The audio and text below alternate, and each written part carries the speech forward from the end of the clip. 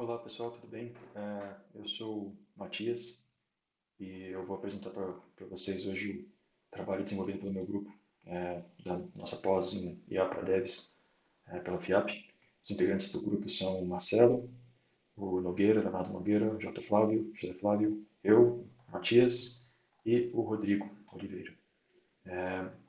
Nossa fase 2 aqui do Tech Challenge, a gente desenvolveu uma continuação do trabalho que a gente fez no Tech Challenge 1. Então a gente tinha, como nós somos da secretaria, a gente queria trabalhar com algo relacionado à segurança da mulher e o combate à violência contra a mulher. Nós trabalhamos na Secretaria de Segurança Pública e a gente achou pertinente desenvolver um estudo nessa área, porque a gente acaba observando que a gente precisa dar uma atenção maior sobre isso, existem muitas políticas públicas relacionadas a isso dentro da Secretaria. E a gente pegou um dataset do SUS e fez na fase um uma série de análise e pré-processamentos em cima desse dataset. Contém muito dado assim, no Brasil inteiro. A gente pegou do ano de 2024. Enfim, eu não vou entrar muito nos detalhes, mas a ideia do que a gente fez aqui no Tech Challenge 2 foi pegar o modelo, dentro dos modelos preditivos que a gente utilizou no Tech Challenge 1, pegar o que saiu melhor, foi o Random Forest, e utilizar técnicas do algoritmo genético para poder melhorar as nossas métricas, né? Antes de mostrar a aplicação ou resultados da nossa análise, né, do algoritmo genético, eu vou utilizar o nosso relatório técnico aqui para me guiar mais ou menos um pouco na explicação. Em relação ao algoritmo genético, a gente utilizou alguns hiperparâmetros que são possíveis de ser utilizados no Random Forest Classifier, né? O número de estimadores, a quantidade, o max depth e o mean sample split, a quantidade de leaps, né, de mínimas samples e max features. No final a gente tinha uma quantidade de combinação muito grande, mesmo a gente tendo diminuído aqui o número das nossas possibilidades. E aí no algoritmo genético, a gente acaba tendo essas etapas, né, de criação, seleção, cruzamento, mutação e elitismo.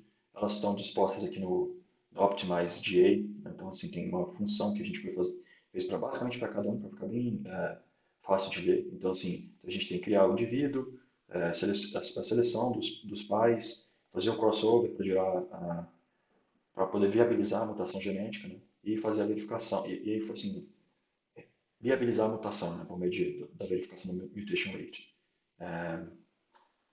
E assim, eu vou entrar muito no código, né, mas assim, aqui ele explica mais ou menos como a gente foi, como a gente estruturou essas etapas, mas é basicamente a iteração, né, por meio dessas etapas. E uma das coisas mais importantes aqui foi a gente estabelecendo a função fitness. Ela não começou dessa forma, mas a gente foi mudando um pouco os pesos, né, baseado no que a gente imaginava ser importante, né. Sobretudo, o mais importante aqui era o recall, né, como a gente está falando sobre recorrência assim, a violência contra a mulher, a gente se preocupa muito mais com a questão da gente ter um bom recall e evitar falsos negativos, né, que é justamente o que fala aqui, mas a gente também está pensando na especificidade, monitorando para ver se a gente vai perder muito precisão, especificidade, né, e sempre balancear esses trade-offs. E aqui também a gente tem a relação dos três experimentos que a gente tem, né, como foi pedido no trabalho, com populações, gerações, e taxas, elitismos e torneios diferentes. E aqui já tem os resultados.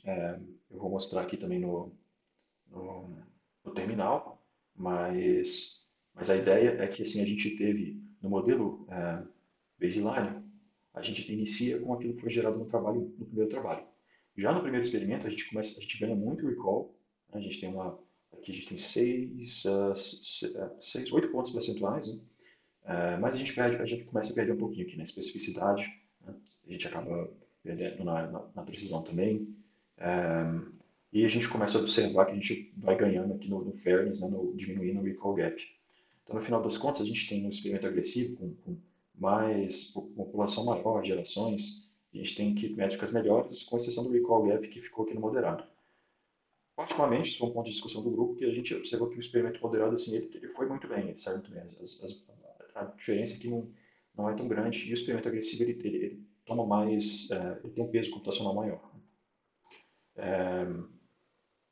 E, bom, aqui a gente tem considerações em relação análise das trade-offs que eu acabei de falar, né, de sensibilidade versus especificidade.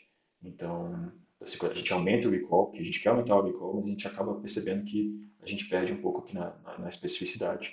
E a mesma coisa com precisão e F1 score. A gente tem um aumento de F1 score, sim, mas a gente percebe que a gente vai perdendo um pouco de precisão, mas assim, eu acho que no final das contas a gente ganha mais aqui com a implementação dessa função fitness uh, nesse cenário.